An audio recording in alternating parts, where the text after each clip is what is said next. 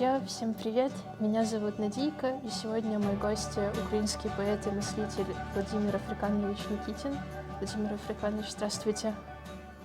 Э, Мне кажется, что, по крайней мере, у меня так в жизни происходит: чем серьезнее мои вопросы и проблемы вокруг, тем серьезнее, мне кажется, стихи, и единственное, как будто бы, что стоит читать. И хотелось бы с вами поговорить сегодня про поэзию и вообще, что это такое, и почему, когда вроде бы кажется, что время вообще не подходящее для каких-то стишков, только они как-то могут сказать тебе о чем-то важном, главном и достаточно. Действительно, в сложных переломных моментах стихи являются выразителями, формируют саму жизнь эту. Только потом появляются романы, повести, исследования.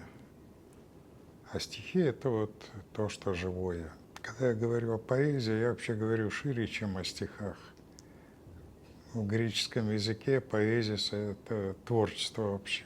Поэтому для меня и архитектура, и живопись, и танец — это все поэзия. Вообще не знаю, как это все получилось.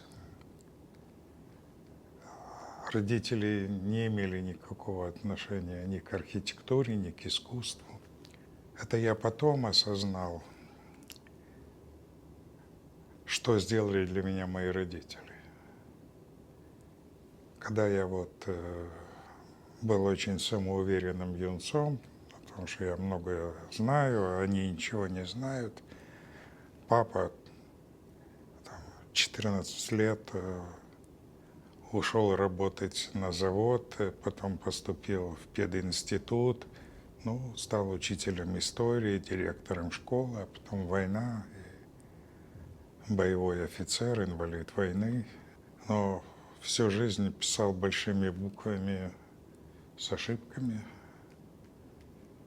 Мама с юга Украины, с колонии маленькой, еврейско-немецкой. Говорила на многих языках, но тоже как бы имела образование акушерки. И мне казалось, что они мало чего знают, мало чего понимают. Это потом я сообразил, что они фактически очень многое мне дали.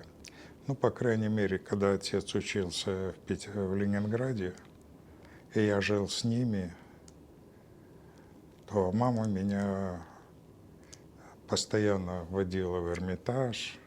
И я его в детстве знал хорошо. Каникулы в Петергофе среди фонтанов. А дома стоял большой шкаф, почти самодельный. Это ж послевоенное время.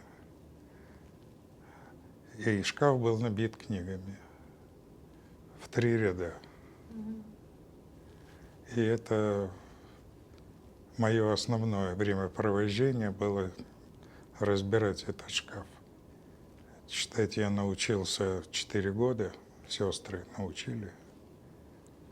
И до сих пор помню первую книгу, которую я прочитал самостоятельно. Это сказка о желтом аисте. Волшебная китайская сказка, и, возможно, любовь к Китаю, к Востоку началась оттуда. И в шкафу было много собраний сочинений, отдельных книг. И понятно, что был Пушкин, Лермонтов, Некрасов, Никитин, Кольцов, и еще много поэтов. Было немного украинской поэзии, была Леся, был Шевченко. Был и Есенин, которого в то время не очень приветствовали и не издавали. Тут какое-то издание Есенина, оно очень на меня повлияло. А то, что писать стихи, я помню, что первый стих я написал где-то лет 8. И в школе постоянно развлекался тем, что писал сочинения в стихах.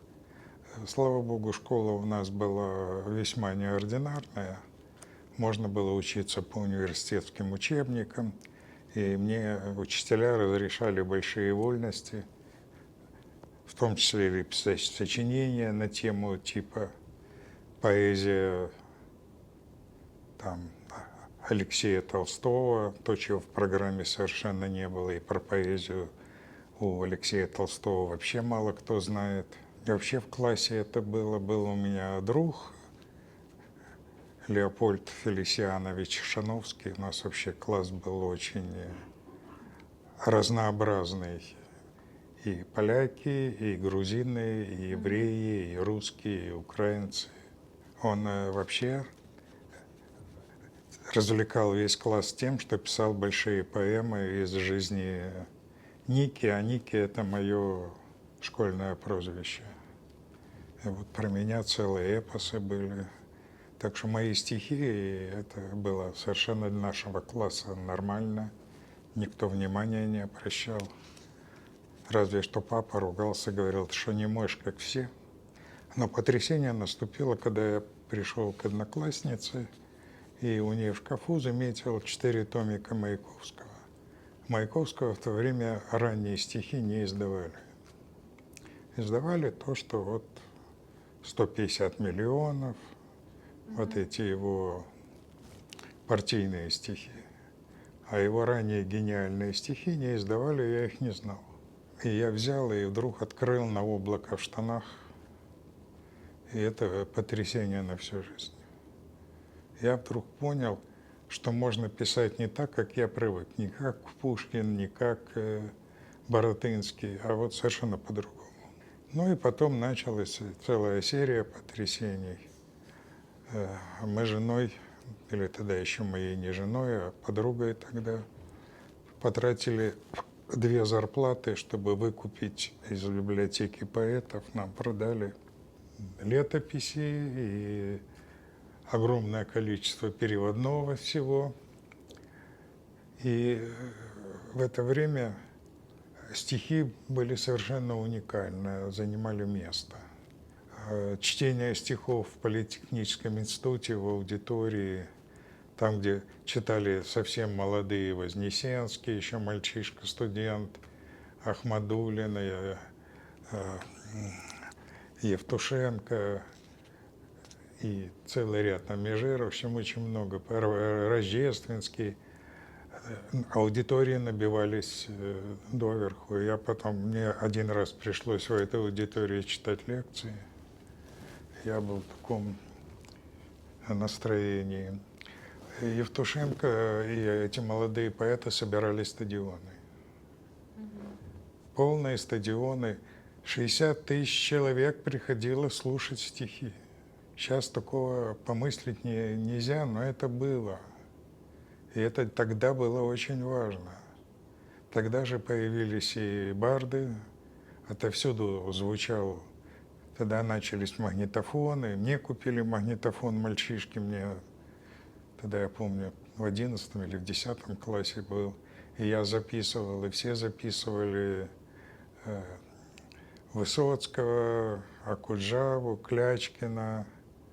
То есть этот период был просто пронизан поэзией. И это недаром. Самый считается крупный философ 20 века Хайдеггер. У него есть книга 30-х годов, конца 30-х, называется «О поэтах и поэзии». И в этой книге он пишет, что поэзия – это то, что идет первым и определяет само наше бытие. То, что поэты не сказали, то не существует. И у него там подробно про Гельдерлина, про Рилькина, в общем, про многих поэтов, и он показывает. Причем он сам писал стихи. Я читаю его переписка с другой великим философом, его подругой, бывшей любовницей, а потом многолетней подругой Анной Харенд. И эти письма переполнены стихами. Ну и у меня такой произошел взрыв стихов. Я никогда не придавал значения тому, что я их пишу. Совсем недавнего времени. Произошел, когда меня уже аспиранта теоретического института, молодого мужа, прошло 2 или 3 месяца после свадьбы, и меня в армию солдатом. И вот казарма, вечером делать нечего, гаджетов тогда еще не было, тем более у солдат. Значит, телевизор, который вечером включали. Ну и все сидели, писали письма. Потому что тоска по дому, по родным немеренная. И я написал за год больше 200 писем жене, наполовину, который почти в каждом был стих или сказка. Сказка — это вторая половина. Я всю жизнь любил сказки, много их знал, читал. И сейчас начал писать опять сказки. Один мой друг, который с нами был, киевлянин Сережа Семин, говорил: ты не поэт, ты сказочник. А так стихи приходили, записывал, бросал эти бумажки. И только в середине 90-х, когда мне исполнилось 50, я решил собрать. Начал лазить по ящикам. Там. А я до этого еще имел такие опыты, когда я жил один, работал преподавателем вахтенным методом, и жил один от семьи отдельно. Для того, чтобы держать в тонусе, у меня было железное такое правило: утром встать и еще до завтрака, до кофе написать короткое стихотворение. Вот такая пачка была. Я это вместо зарядки для мозгов делал. Ну, правда, из них я потом немного опубликовал. У меня до сих пор валяются много на разных бумажках неопубликованных стихов. А вот я тогда собрал, опубликовал.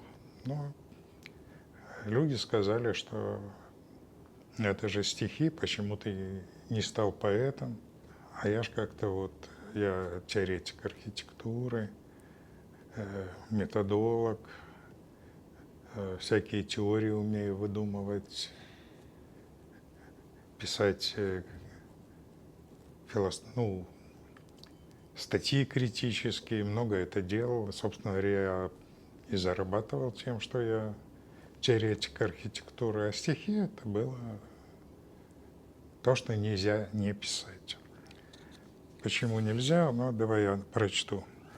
Сейчас.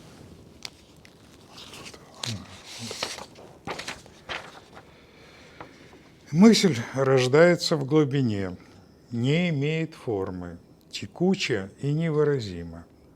Но душа не может долго вынашивать и мукой выплевывает это мычание и биение. И руки формируют нечто, что губы вымолвят, а тело обозначит. Может, возникнет слово, которое отзовется в шуме куста под окном или в любовном шепоте, и только потом обработанное мастер может стать стихом, танцем, местом. Но в глубинах жизни опять пульсирует страсть исторгнуть мысль. Может, поэтому мы люди, единящие небо, землю, души через простое касание, ласку, сочувствие, слово. Я это к чему? Ты понимаешь, вот у нас очень любят делить поэтов, писателей, художников по национальности. И писать украинское искусство, русское искусство, искусство там, Нидерландов, как будто бы это является самым главным. А главным не это. А главным является, ну вот греки же, они, в общем-то, очень многое заложили. Я до сих пор не могу понять, как на этом маленьком народе, на бедной земле, на небольшом населении, которое примерно соответствовало Троещине, появилось столько разного, столько заложили того, что мы теперь живем этим, потребляем, переделываем. Так вот, греки ж делили все такое искусственное на категории то, что сделано мусически, то есть вдохновлено богами.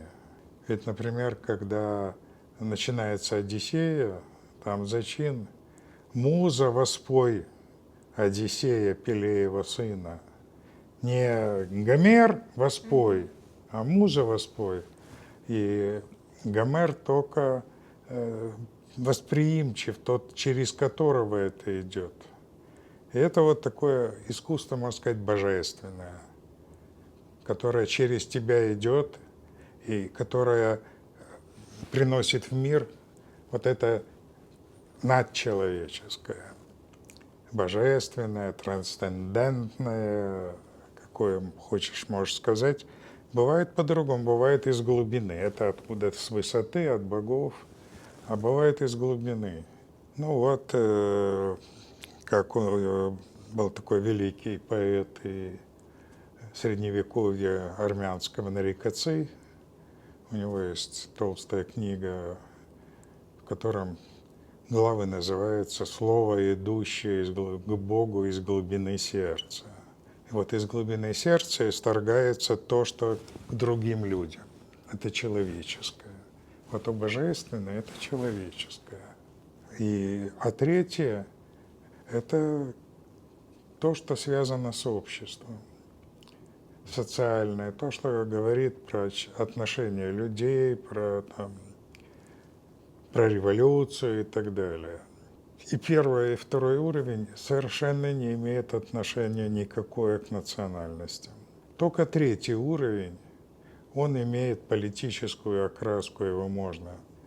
И поэтому, когда поэта рассматривают целиком, да причем еще с точки зрения человека, тут же тоже вопрос, важно ли, какой был человек, через который вот это прошли. Например, в католичестве есть такое положение, что даже если священник был беспутный, совершенное им таинство является действительным.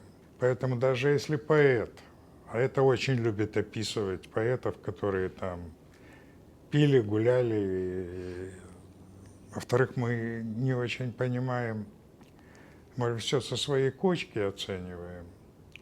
И вот, например, был великий буддийский поэт и монах Иккю, средневековый, ну, позднее средневековье. Ну, единственное, что он был сын принца, но его не признали, и он ушел в монахи. Так он большую часть жизни проводил в веселых домах. Он считал, что через отношения с женщинами, даже вот в веселых домах, через тебя проникает божественное. У него много про это написано. А с нашей точки зрения, ну, это неприлично, да, это какой же он поэт, как его можно читать.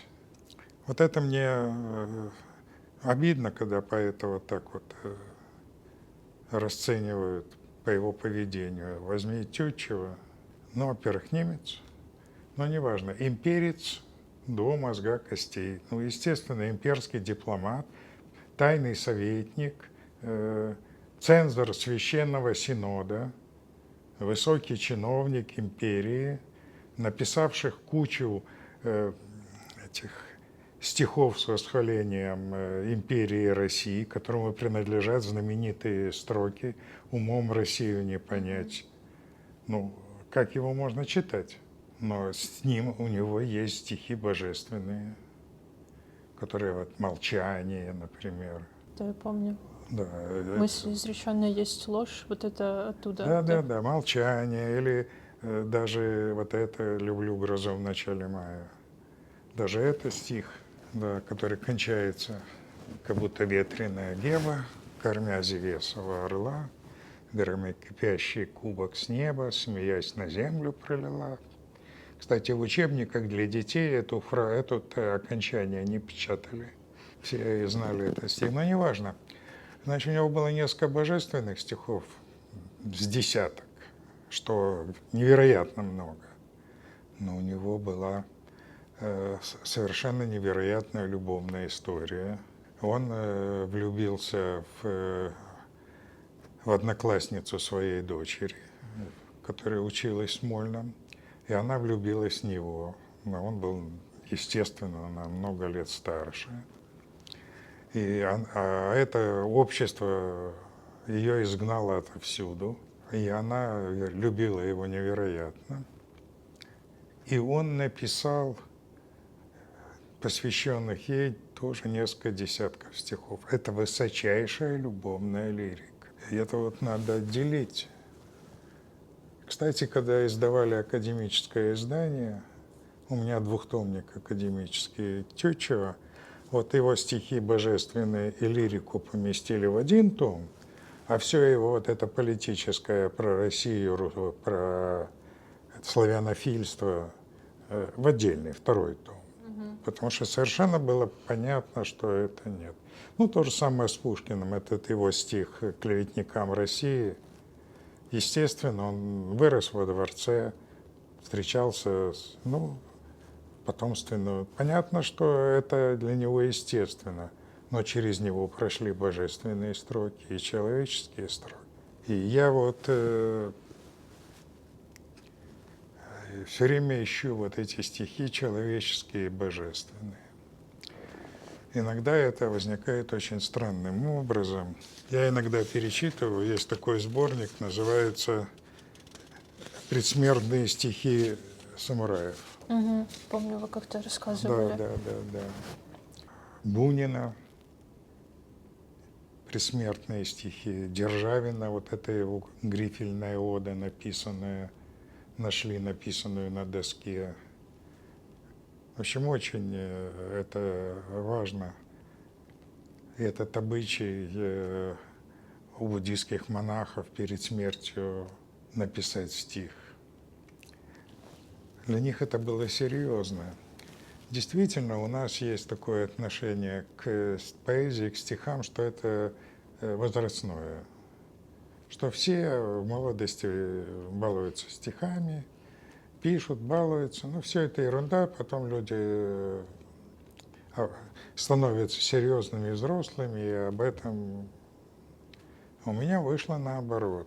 Я думал, что в теориях, в науке, в методологии я получу ответы на свои вопросы про жизнь. А оказалось, что там про жизнь ничего нет.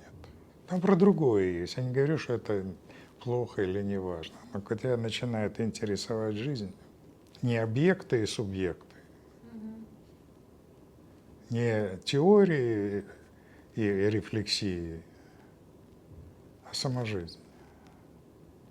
Твоя жизнь, чужая жизнь, твоя жизнь вдвоем с кем-то. Вот тогда стихи, может быть, и что-то дают.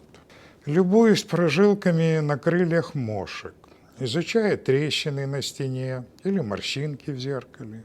Еще прекрасно вижу, но становлюсь незрячим, слепну мыслью. Читаю стихи молодых поэтов и удивляюсь, как можно такое увидеть, я не вижу. Я все больше вглубь, в темноту или ввысь, в свет. Различаю неопределенное, еще или уже, без имени, ищу понятного и простого. А это так сложно. Вот и не вижу удивительного и очевидного молодым и детям. Им уже не расскажешь. Про увиденное не поверят. Да и зачем им? Их мир сверкает красками, а обещает быть еще ярче. А мне хочется узнать хотя бы одно состояние на дне жизни в ее основании. Красиво очень. Ну вот это вот то, что когда становишься взрослым, а это случается не со всеми и непонятно в каком возрасте, вдруг обнаруживаешь, что в основании лежит жизнь, и только она имеет смысл. Особенно сегодня, когда мы поставили жизнь на грань. И рассуждать там о пользе, об экономике. Я все тоже это умею. Я был директором аналитического центра, консультировал правительство. Что-то получилось, что-то нет, но не важно. Важно, что я увидел, что это на нас, как это сказать, пена. Пена, которая идет по течению, а течение определяется узором дна. И надо понять, как войти в рельеф дна, изменить его или двигаться по нему. Я все время находился в группах людей, которые хотят что-то изменить. Сам много проектов делал, изменений, участвовал в больших проектах. И там всюду нужна была воля. Воля, напряжение, настоять, изменить, добиться. У нас всегда бытовало вот это представление, которое Гумилев приписал Чингисхану, о людях длинной воли. И мы себя считали такими и искали таких. Но вот у меня вдруг эта длинная воля преобразовалась совершенно в обратное. Ведь услышать вот этот голос, который через тебя что-то говорит, можно только отказавшись от воли. И это совершенно другая ситуация. Раскрыться, не болеть. И для этого мира, который говорит об успехах, о статусах, это, конечно, извращение. И вот раньше я хотел что-то принципиально новое. Я много занимался авангардом. Собственно говоря, я входил в теорию архитектуры и в архитектурную историю, занятия архитектурной историей на примере авангарда. Я читал курсы по архитектуре 20 века. Моим любимцем был мисс Ван дер Рой или Корбюзье. Меня занимал Райт, Алтон, в общем, японцы. Я этим много занимался. И вот это авангардное устремление было во мне как бы очень важным. А вот теперь, когда уже многое для меня укладывается, мне стало важно вот то, что я понял, не сделать особым, отдельным и говорить, что вот новая концепция или чего, а положить как слой на те слои, которые были. Потому что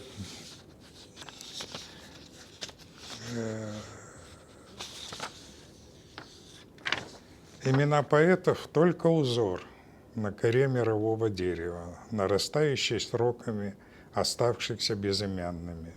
У поэзии нет истории, только ландшафт.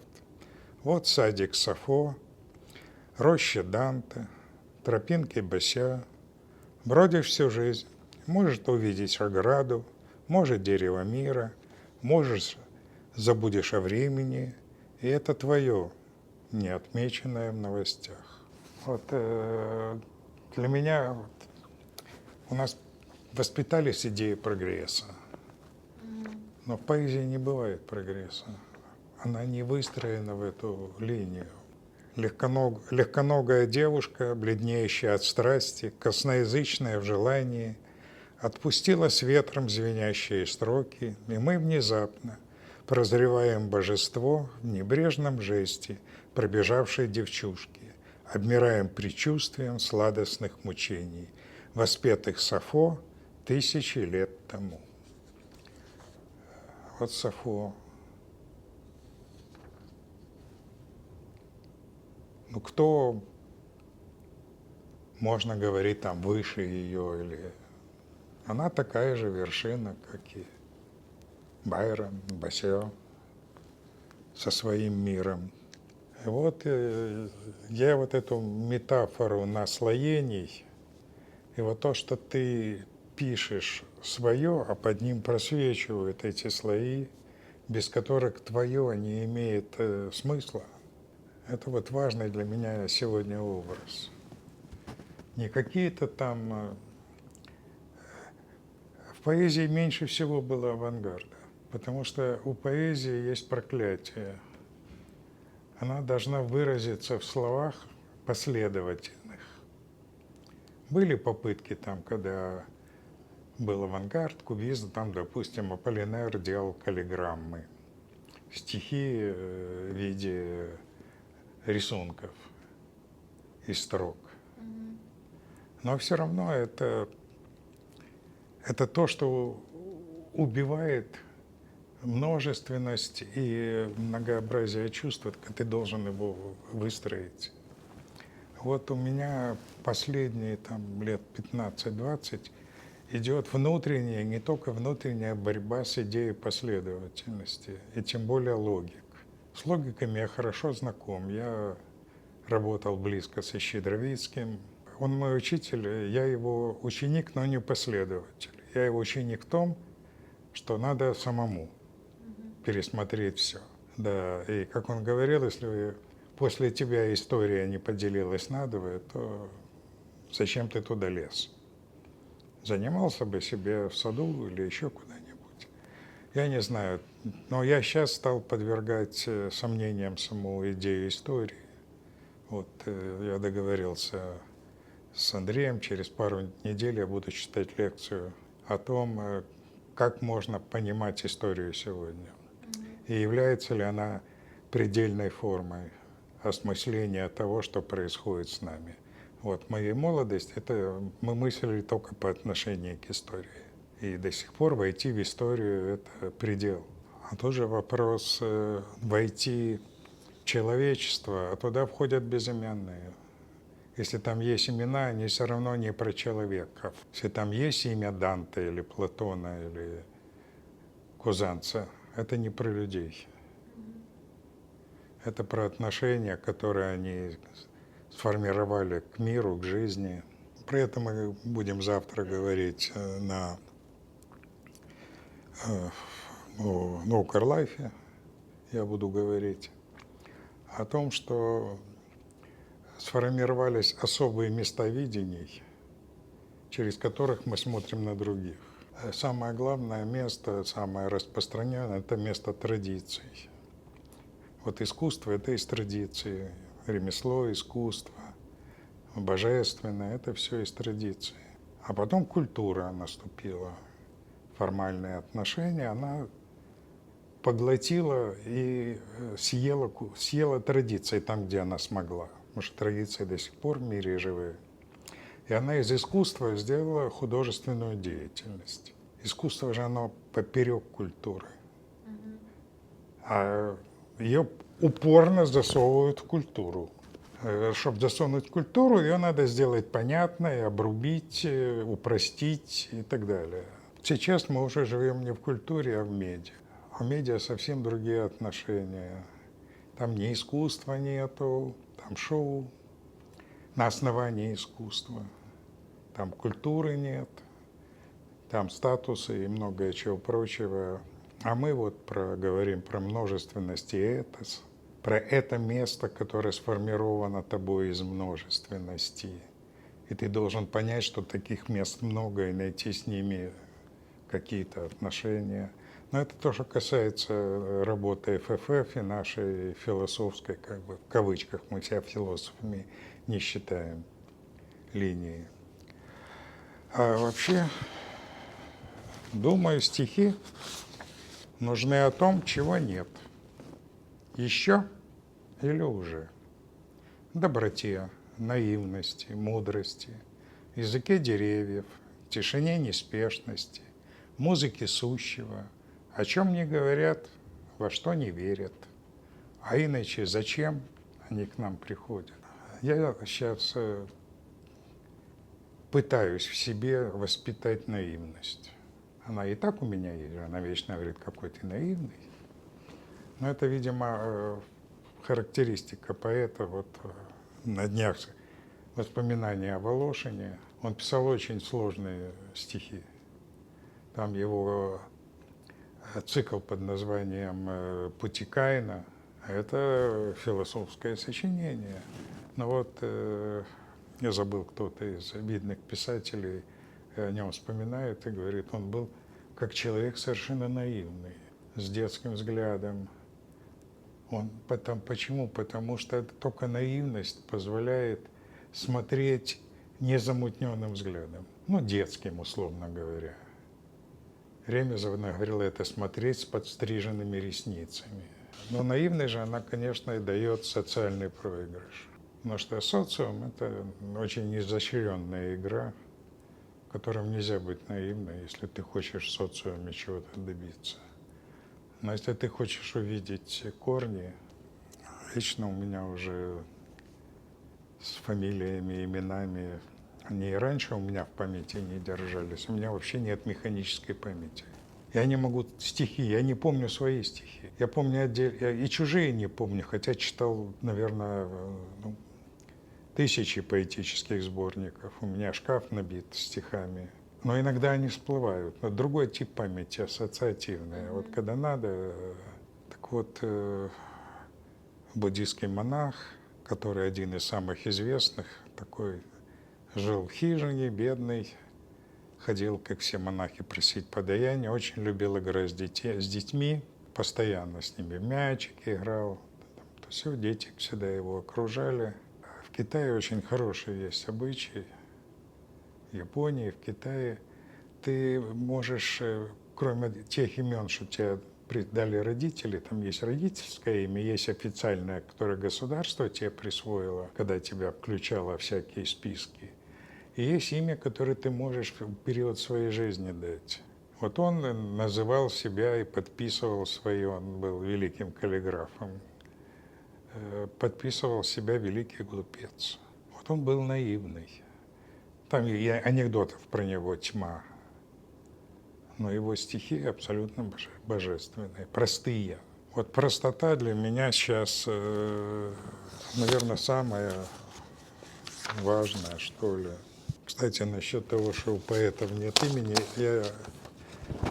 меня еще ужасает, что культура отобрала некоторое количество поэтов для прославления, как бы в образцах. Ну, культура – это же образцы. Да, сначала их сильно обрубив, и поначалу вообще их убивая, только потом, когда они помрут, в основном, включая их число, но огромное число больших поэтов не попало. Я с трудом, не с трудом, я иногда с удивлением обнаруживаю какого-то поэта, про которого никто не говорит, а он заслуживает самого высокого.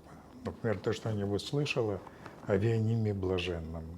Нет, не слышала даже. Это белорусско-еврейский поэт, ну, писал по-русски, которого полжизни продержали в сумасшедших домах, который писал совершенно великие стихи про жизнь. Или такая Зинаида Миркина. Великие божественные стихи про отношения с Богом. Много таких есть, потом обнаруживаешь. Сам обнаруживаешь. Впервые прочитал Плужника, украинского поэта, естественно, на украинском. И он меня тоже потряс, а я до этого про него ничего не слышал, в общем-то. Ну, не потому что его, неграмотна моя. Поэты не вспоминают Агамемнона, но стремятся за Одиссеем. Возможно, между Илиадой и Одиссеем и родилась поэзия. Вечная скиталица между здесь и там, всегда и нигде. Одиссей назвался никто, и это единственное имя поэта. Хотя их зовут по-разному. Между прочим, я написал свое продолжение Илиады. Есть у меня Итака, и там голоса Пенелопы, Евмена, Одиссея, в основном разговоры Одиссея с Афиной. Мне казалось как-то важным вот этот опыт скитальца, который осел, которого звали умным, хитроумным, его отношения с мудростью, и о том, как Афина не могла все-таки постигнуть человеческое, и о том, что божественное и человеческое – это не совсем совпадающие вещи. Нам трудно понять божественное, божественного человеческое, а социальному понять и то, и другое не удается, и поэтому он считает, что это не существует. Поэтому поэзия – это второстепенная, потому что она не помогает, она бесполезна. И в этом ее великая сила.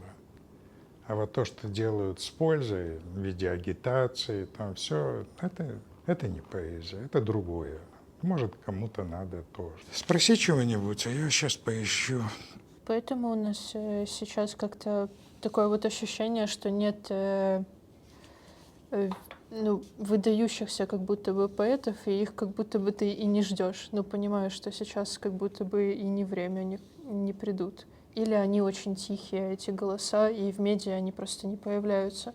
И в этой всей экранной культуре. Они не нужны медиа, их не видно, они не нужны, потому что их использовать трудно. Поэтому о поэтах в основных вот это социальное. Он за ту идею или не за ту? Писал что-то об Украине хорошее или плохое? Значит, вот это надо обсуждать, а не те, возможно, божественные стихи, которые он произнес. Вопреки всему. Как-то у нас не мыслят сейчас, что вся литература XIX века – это имперская литература. Великобритания, Франция, Португалия, Испания – это все империи. Китай – это империя, Япония – это империя. Вся литература XIX века, она вся имперская. А те, кто еще не понимает язык, например, язык архитектуры – вещь достаточно сложная и мало кому известная, но Киевский университет – это сильное имперское высказывание. Это символ империи, имперского мышления.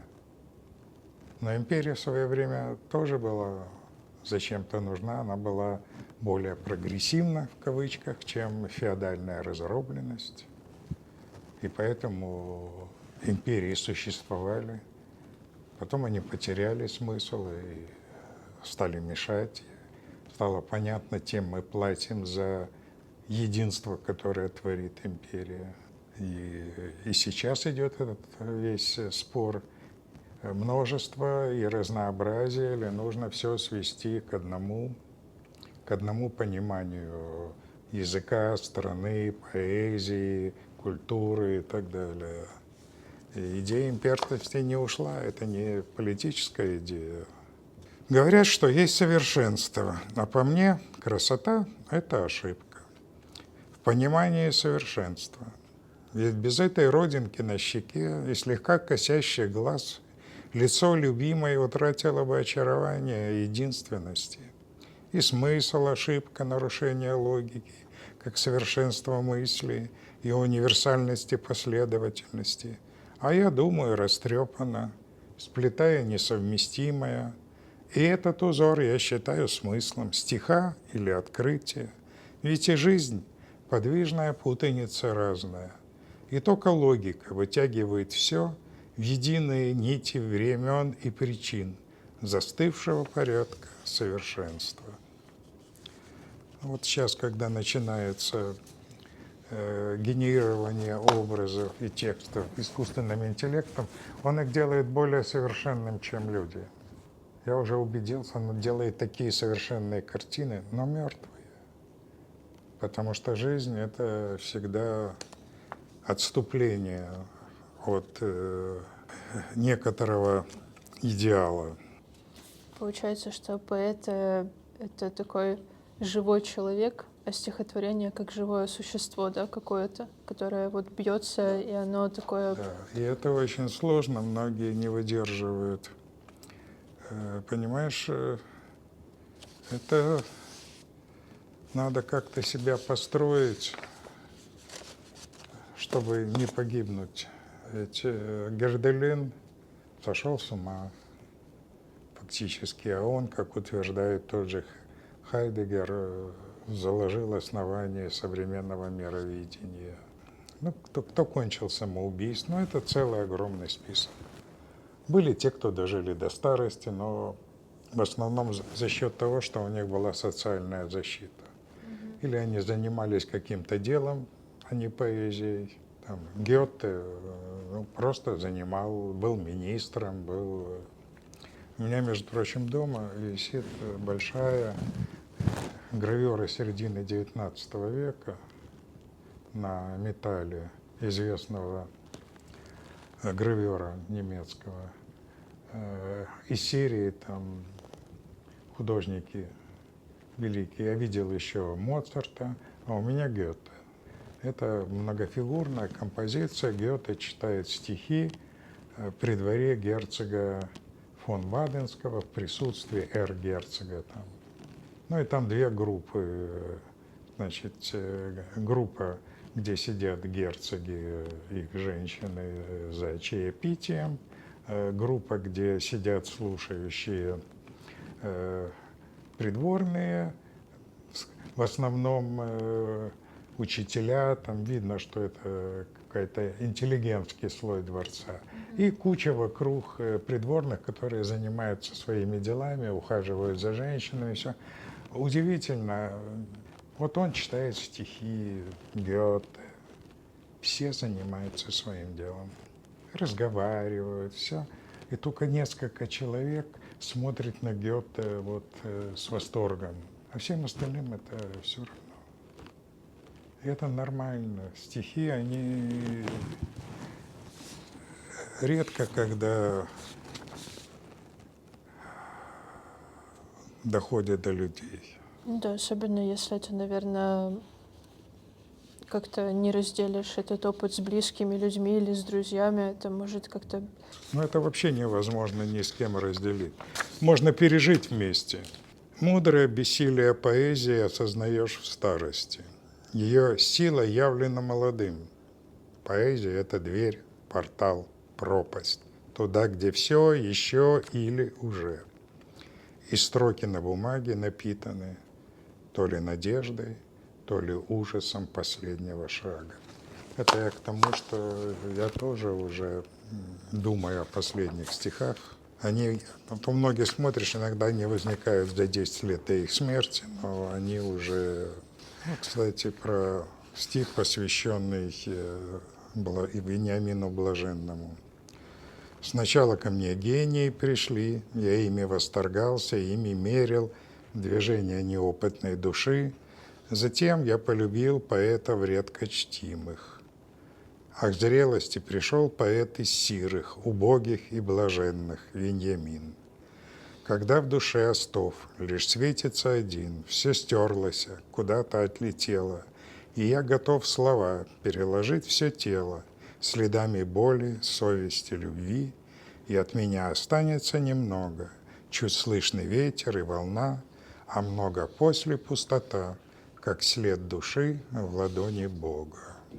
Опустевшее сердце провидит шевеление хаоса, сотрясаясь дрожью беззвучных сплетений, выплевывая комочки слов, которых нет, обкатанных болью узнавания до выразимого, на языках, уже живущих в мире, теряя невыразимость изначального.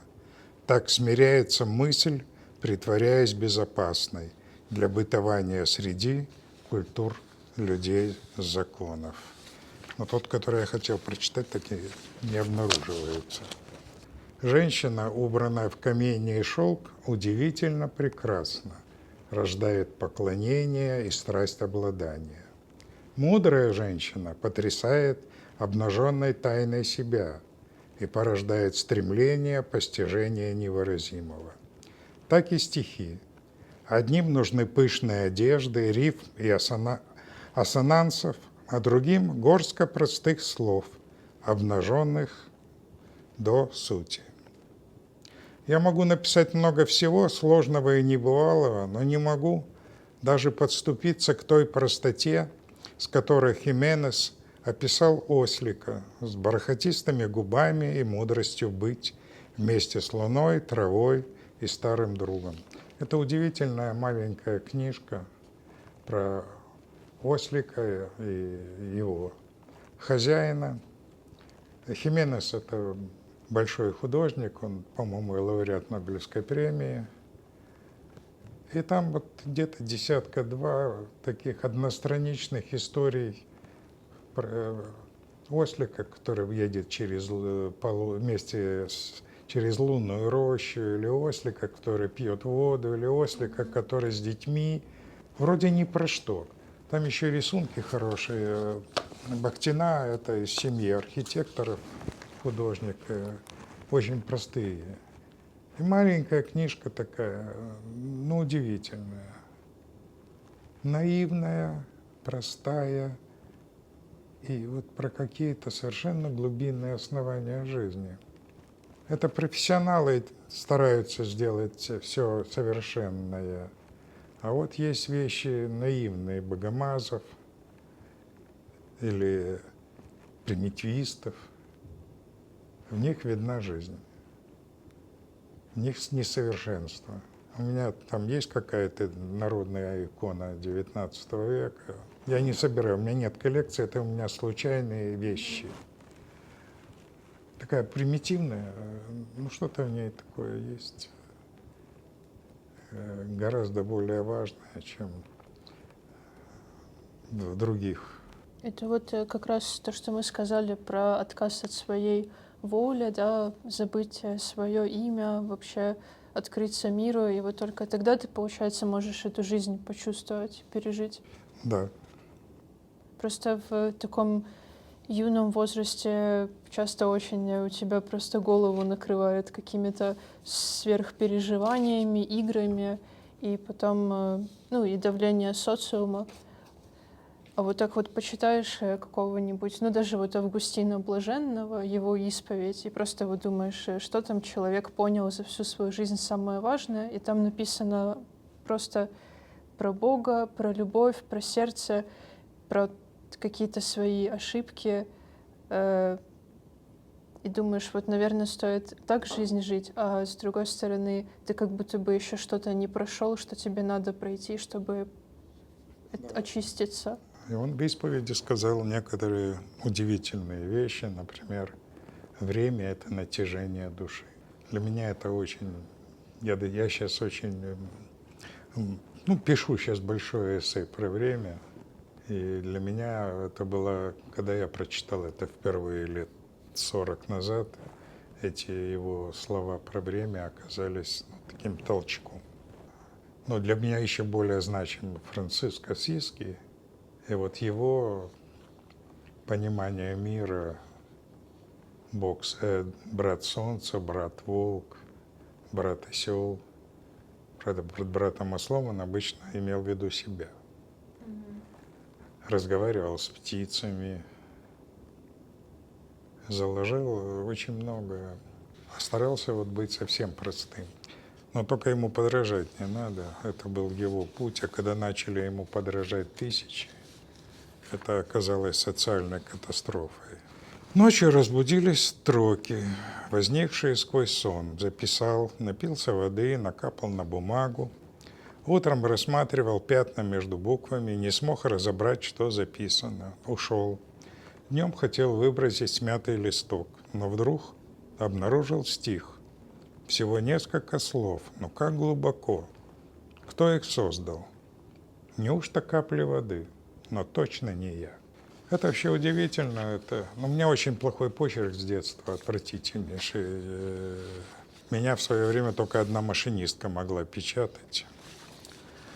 А вот из самых ранних стихов этому стихотворению как минимум 50 лет, а то и больше.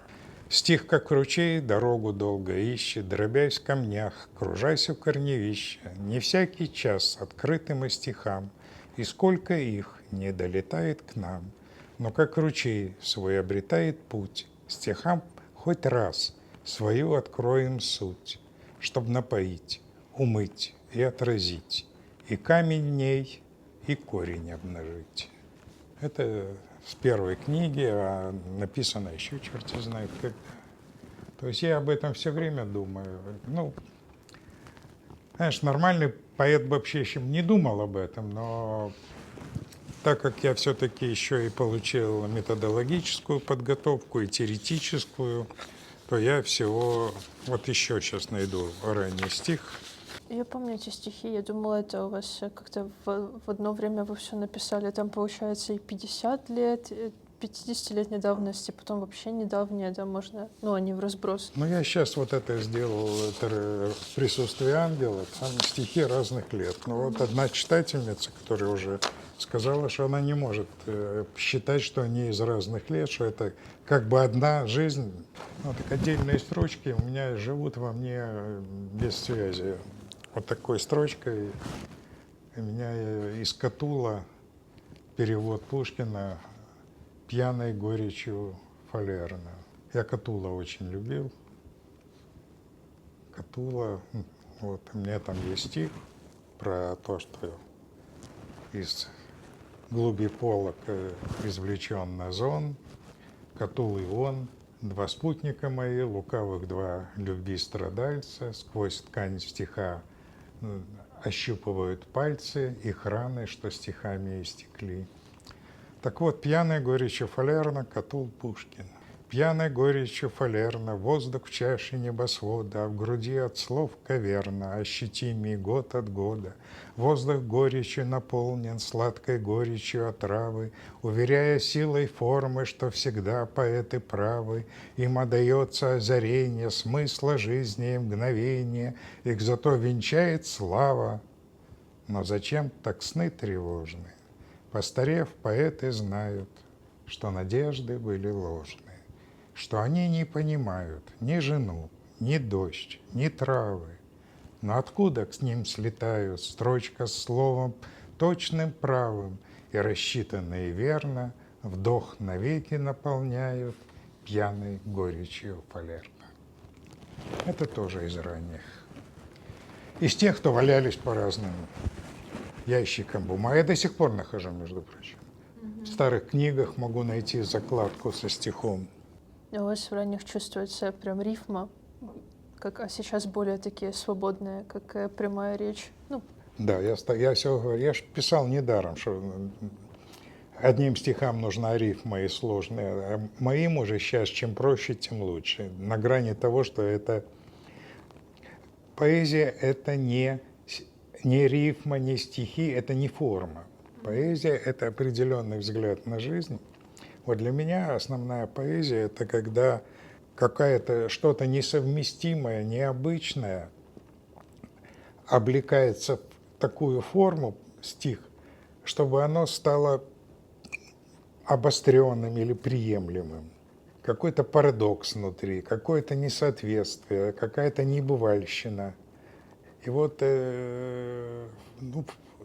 до простых совершенно форм дойти.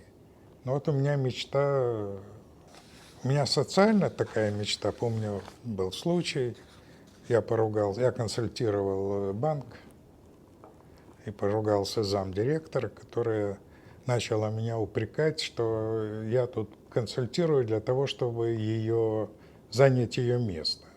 Я говорю, я не собираюсь занять ваше место. Ну как, все хотят занять место в банке, а банк тогда был очень большой. Я говорю, не хочу занимать место в банке. А кем вы хотите быть? Что вы хотите иметь? Я говорю, хочу иметь маленькую исследовательскую группу. А что, вы хотите быть академиком? Я говорю, нет, мне вот хотелось бы, чтобы у меня к концу жизни осталась группа друзей, с которыми могу говорить и мыслить, и звали меня просто Африканыч. И вот я уже последние книги у меня идут как Африканыч. Я теперь прошу, когда меня представляют, убирать там все, доктор, профессор, та-та-та. Для меня важно сейчас вот эта некоторая фиксированность, даже не фиксированность, некое вот это движение к некой неухватываемой простоте. Простота, она принципиально отличива от примитива. Не в смысле примитива, которым называют там художников Руссо там, или Примаченко, они великие художники. А примитив — это когда обрезают все сложное до понимания тех, кому... И у нас вся цивилизация — это такой процесс редукции, примитизации. А простота — это наоборот, когда в какое-то несколько выделенных фокусов отношений умещаются какие-то смыслы, которых еще не было. Или подтверждаются какие-то смыслы, которых не было. Ну, в общем, медиа, поэзия не нужна, но людям она нужна. Но прежде всего она нужна мне. Я писал всю жизнь не для читателей. Я писал, потому что из меня оно идет, и мне, если оно внутри живет, я уже про это говорил, оно не дает жить. А надо все время иметь нечто пустое, куда можно двигаться. И поэтому, чтобы двигаться, нужно от себя отринуть. И вот когда хочется думать, что стихи слетают с небес, но понимаю, что рождаются в крови грязи твоей путанной жизни и всякого ссора, это уже сказано, но понимаешь, что иного и не будет. Свою вписанность в мир надо сгустить и преодолеть, ведь полет — это усилие и сопротивление. А может, и вовсе тебя швырнули, и ты мнишь себя в свободном полете, творцом гармоний.